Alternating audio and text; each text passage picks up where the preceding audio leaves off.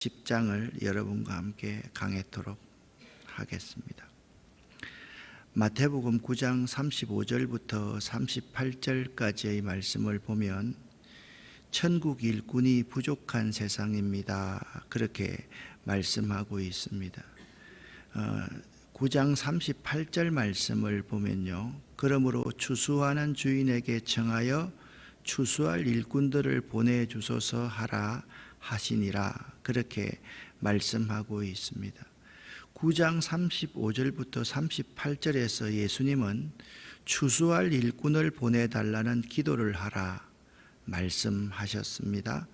이러한 배경 아래 10장에서는 복음의 일꾼으로서 12제자가 결정된 사실과 그들에게 복음 전파의 사명을 주신 내용이 언급되어져 있습니다. 10장에서는요, 복음 전파의 사명을 받은 제자들은 앞으로 많은 고난과 박해를 받을 것이지만 하나님께서 함께해 주시는 은혜로 말미암아 능히 이길 수 있을 것이라는 내용도 교훈해 주고 있습니다. 자, 예수의 제자를 선택하면서 앞으로 여러분에게 많은 박해와 고난이 있을 것입니다.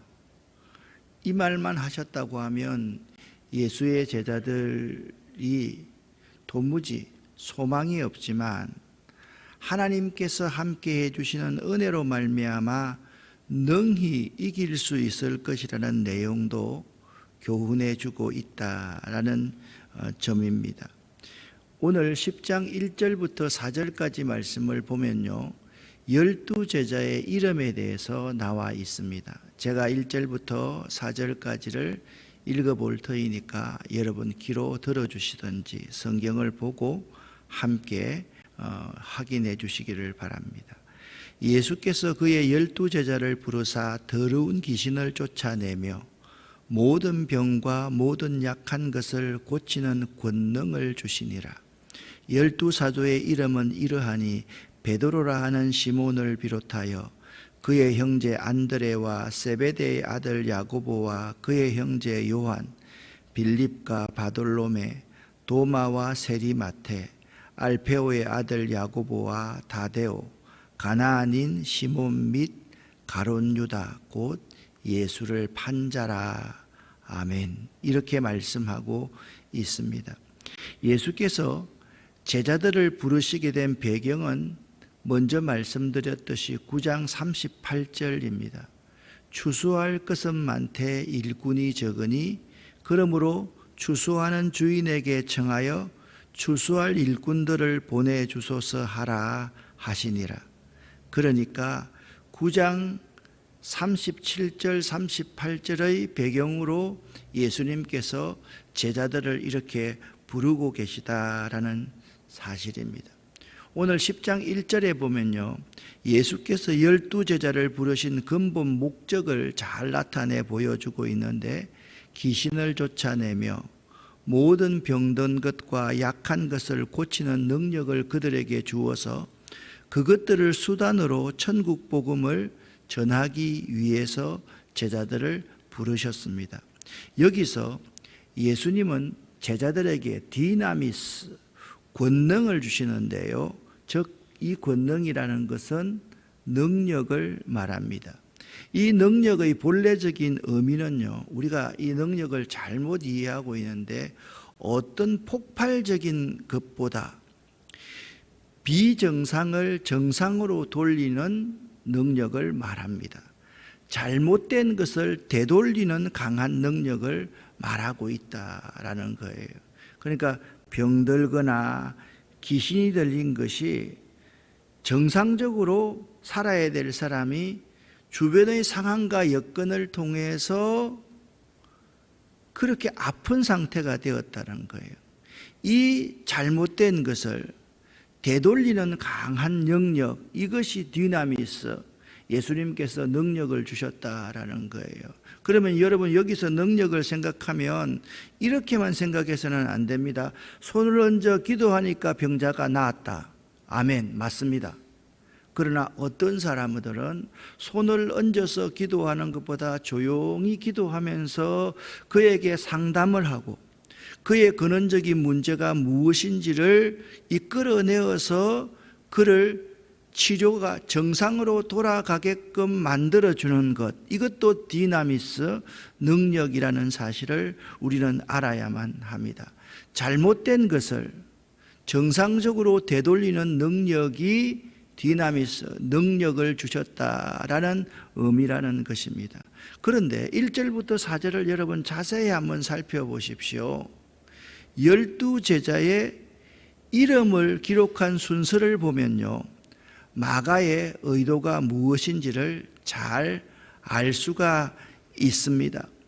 예수님과 더불어서 복음 사역에 많이 참여한 사람이 먼저 기록되었고요, 그리고 제일 마지막에 가룟 유다가 기록되어지고 있다라는 사실을 알아야만 합니다.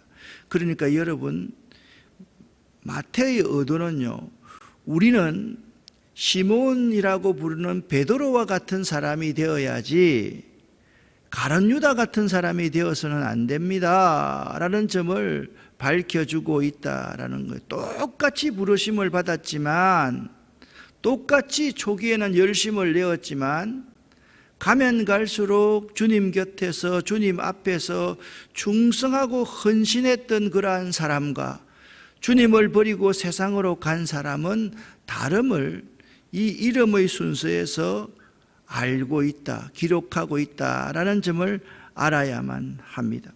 5절부터 15절까지의 말씀을 보면 예수께서 12제자를 보내시며 명령하신 말씀이 이렇게 기록되어져 있습니다. 제가 읽어드리겠습니다. 잘 들어주시기를 바랍니다. 예수께서 이 12를 내보내시며 명하여 이르시되 이방인의 길로도 가지 말고 사마리아인의 고을에도 들어가지 말고 오히려 이스라엘 집의 잃어버린 양에게로 가라. 가면서 전파하여 말하되 천국이 가까웠다 하고 병든 자를 고치며 죽은 자를 살리며 나병한 자를 깨끗하게 하며 귀신을 쫓아내되 너희가 그저 받았으니 그저 주라. 너희 전대에 금이나 은이나 동을 가지지 말고 여행을 위하여 배낭이나 두벌 옷이나 신이나 지팡이를 가지지 말라. 이는 일꾼이 자기의 먹을 것 받는 것이 마땅함이니라. 어떤 성이나 마을에 들어가든지 그 중에 합당한 자를 찾아내어 너희가 떠나기까지 거기서 머물라. 또 그 집에 들어가면서 평안하기를 빌라. 그 집이 이에 합당하면 너희 빈 평안이 거기에 임할 것이요 만일 합당하지 아니하면 그 평안이 너희에게 돌아올 것이니라. 누구든지 너희를 영접하지도 아니하고 너희 말을 듣지도 아니하거든 그 집이나 성에서 나가 너희 발의 먼지를 털어버려라. 내가 진실로 너희에게 이르노니 심판날에 소돔과 고모라 땅이 그 성보다 견디기 쉬우니라. 아멘. 예수께서 12제자를 파송하실 때 특별히 강조한 주의사항이 있었습니다. 먼저 이스라엘 사람에게로 가서 복음을 전하라고 하셨습니다. 이것은 하나님의 복음이 유대인을 중심으로 이방인들에게 퍼져나가야 할 것을 가르치신 내용입니다. 또한 이것은 오늘날 가정과 친척들과 이웃에게 먼저 복음을 전하는 것이 합당하다는 사실을 보여줍니다. 다음으로 불쌍한 사람들을 돌아보라고 말씀하셨습니다. 병들고 연약한 자들은 무엇인가 의지하려는 마음이 강하며 동시에 하나님의 말씀을 잘 받아들이기 때문입니다. 세 번째 당부하신 말씀은 전도 여행을 위하여 의식주 문제를 염려하지 말라고 말씀하셨습니다. 이것은 복음을 전하는 자에게 마땅히 필요한 모든 것들을 하나님께서 친히 베풀어 주신다는 사실을 보여줍니다. 네 번째, 복음 전할 대상자를 만나면 하나님 나라를 전파하고 그 가정의 평안을 빌어주라고 말씀하셨습니다. 이것이 복음의 핵심 내용입니다. 다섯 번째, 복음을 받은 자가 그 복음을 받아들이지 않으면 미련 없이 그곳을 떠나고 하나님의 심판에 맡기라고 말씀하셨습니다. 결국 복음이 전파되었을 때 그것을 영접하는 자에게는 그 복음이 기쁜 소식이지만 영접지 않는 자에게는 심판의 소식이 되는 것입니다. 그리고 16절부터 23절에서도 너희는 뱀같이 지혜롭고 비둘기같이 순결하라 그렇게 말씀을 하고 있는데요, 16절부터 23절까지에서도 12제자를 파송하시면서 또 염려하시며 특별히 강조한 주의사항이 몇 가지 더 있습니다. 첫 번째는 보라 내가 너희를 보냄이 양을 이리 가운데로 보냄과 같기에, 그러기에 우리 제자들은 복음을 전하고 이 세상 사람들과 접촉하면서 뱀같이 지혜롭고 비둘기같이 순결하라 그렇게 말씀하셨습니다. 우리는 이 사실이 매우 중요합니다. 뱀같이 지혜로움도 있어야 되고 비둘기같이 순결함도 복음 전파에 있어야 된다라는 점입니다. 어떤 사람은 자기가 비둘기같이 순결한 것만 계속 주장하다가 세상에 이기지 못하고 당하는 경우가 있고요, 어떻게 보면 어떤 사람은 자기가 뱀같이 지혜로움만 가지고 세상을 이기려고 하다가 순결함, 거룩함이 복음 전파자의 가장 큰 무기인데 이 무기를 놓치는 경우가 있다라는 사실입니다. 또 다른 첫 번째 당부는 뱀같이 지혜롭고 비둘기같이 순결하라 말씀하셨습니다. 두 번째 특별한 당부가 있습니다. 사람들을 삼가라 라고 말씀하고 있습니다. 그 사람들을 대할 때 무조건 믿지도 말고 무조건 불신하지도 말라라는 것입니다. 조심하라라는 말입니다. 여러분, 복음을 전함에 있어서 우리처럼 자유로운 나라에서는 내가 전파하다가 안 받아들이면 그렇게 되지만, 이슬람의 무슬림들이 있는 그러한 곳에 가서는 한마디 잘못하면 우리의 목숨이 위태로울 수가 있기 때문에 사람들을 삼갈 수 있어야 됩니다. 첫 번째는 뱀같이 지혜롭고 비둘기같이 순결하라고 말했고, 두 번째는 사람들을 삼갈 수 있어야 된다. 그 사람들이 너희를 공회에 넘겨주겠고 그들의 해당에서 너희를 채찍질할 수 있겠고, 또 그 사람들이 여러분들을 고소해서 여러분들이 법정에 서게 될 것인데 그 사람들을 삼가 조심할 수 있어야 된다라고 두 번째 당부했습니다. 세 번째 특별한 당부가 있습니다. 너희가 복음을 전하다가 끌려가서 고난을 당할 때 무엇을 말할까? 어떻게 대처할까? 염려하지 말라. 나중일 그것은 내가 성령을 통해서 너희에게 말할 것을 가르치시라 그렇게 말씀하고 있기 때문입니다. 첫 번째, 뱀같이 지혜롭고 비둘기같이 순결하라 그렇게 말씀하셨고요, 두 번째는 사람들을 삼가라고 말씀하셨고, 세 번째는 끌려가 고난을 당할 때 어떻게 또는 무엇을 말할까 결코 염려하지 말라 그렇게 말씀하셨습니다.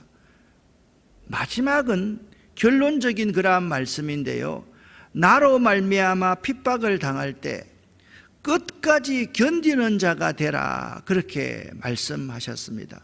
장차 형제가 형제를, 아버지가 자식을 죽는 데 내어주며 자식이 부모를 대적하여 죽게 할 핍박의 시대가 오게 될 터인데, 나로 말미암아, 나 예수로 말미암아 핍박을 당할 때 끝까지 견디어서 승리하는 자가 되라라고 말씀하고 있는 것입니다.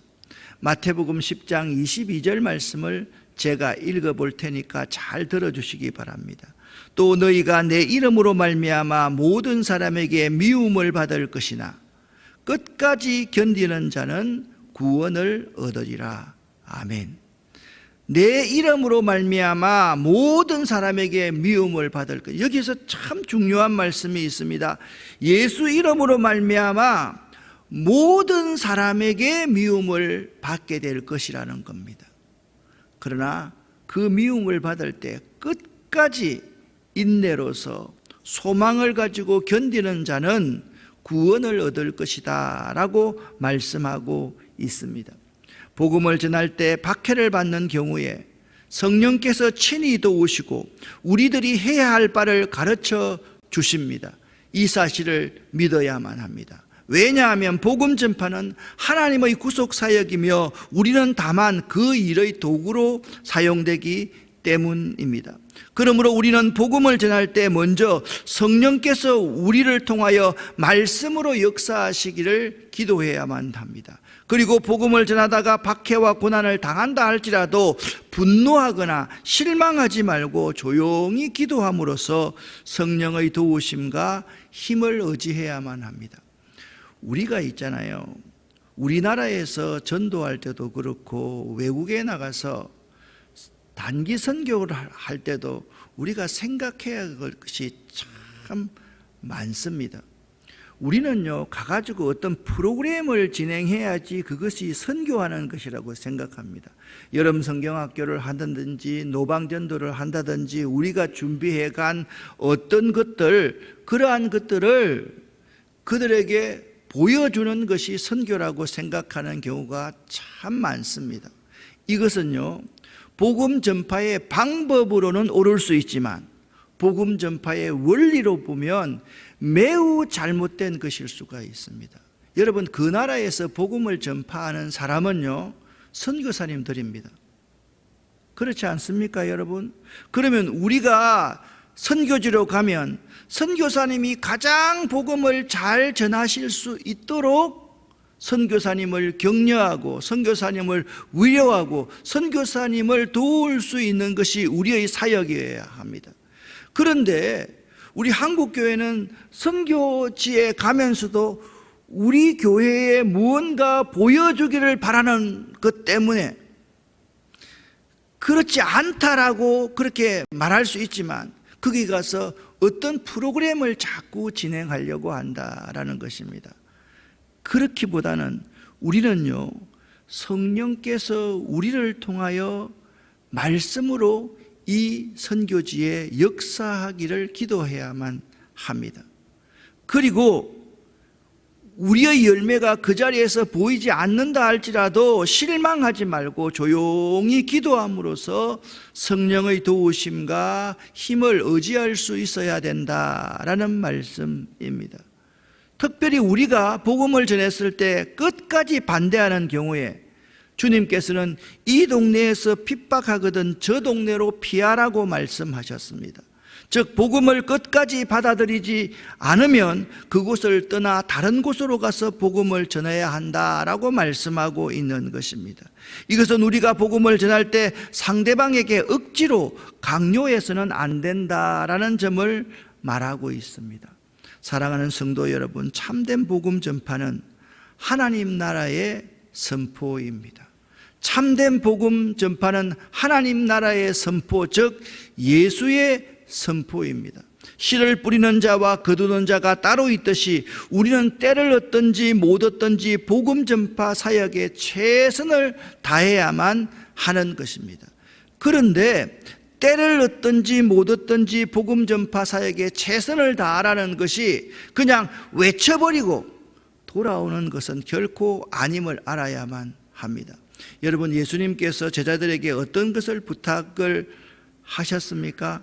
삼가 사람들을 조심하라, 이거 어떻게 하라, 그렇게 말씀하고 있다라는 것은 상황들을 영의 눈으로 잘 살펴서 그 상황에 잘 대처하면서 복음을 전파하라고 하셨지, 아무 상황과 상관없이 그냥 내가 하고 싶은 말을 하라, 그것이 복음 전파가 아니라는 사실을 우리에게 잘 보여주고 있는 것입니다. 오늘 마태복음 10장의 내용 가운데 예수님께서 12제자를 부르시면서 12제자에게 당부하신 말씀들을 우리가 함께 나누었습니다. 사랑하는 여러분, 여러분은 예수의 제자라고 아마 확신하고 계실 것입니다. 우리가 예수의 제자라면 꼭 받아야 될 것이 한 가지가 있습니다. 권능을 받아야만 합니다. 그래서 내가 예수의 제자로서 복음 전파자로 살아가려고 하면 성령 하나님 우리에게 주님의 권능을 부어 주시옵소서라고 기도해야 됩니다. 권능, 이 능력이라는 것이 뭐라고 여러분에게 말씀을 드렸습니까? 비정상을 정상으로 돌려놓는 것이 권능이라고 그렇게 말씀을 드렸습니다. 우리는 그래서 열심히 복음 전파를 위해서 연구도 해야 되고 공부도 해야 되고 기도도 할 수 있어야 되고 우리가 가지고 있는 학문적인 달란트, 우리의 경험들을 다 사용할 수 있어야만 하는 것입니다. 여러분 한 분 한 분들이 예수의 제자로서 먹든지 마시든지 무엇을 하든지 때를 얻든지 못 얻든지 주의 복음을 전파할 수 있는 삶, 그러한 삶을 살 수 있기를 예수 이름으로 간절히 축원합니다. 기도하겠습니다. 살아계신 하나님 아버지여, 하나님의 은혜를 감사드립니다. 오늘 저희들이 여러 가지 시스템들이 잘 못되어서 바로 예배를 드리지 못했지만 하나님 오늘 성령께서 특별하게 역사해 주셔서 전파하는 자가 성실하게 준비하였고 우리들이 진실된 마음을 열고 이 말씀을 드렸사오니 우리의 신비에 이 말씀이 잘 새겨질 수 있도록 도와주시옵소서. 하나님, 이 시간 간절한 소원을 들고 기도하는 자들이 있습니다. 이들의 소원을 들어 응답하여 주시옵소서. 우리 교우들 가운데 환우들이 참으로 많이 있습니다. 하나님, 그들에게 마음의 평안을 주시고 그들에게 권능을 허락해 주셔서 우리들과 함께 기도함으로 말미암아 응답받을 수 있도록 도와주시옵소서. 예수 그리스도 이름으로 축복하옵고 간절히 기도 올립니다. 아멘.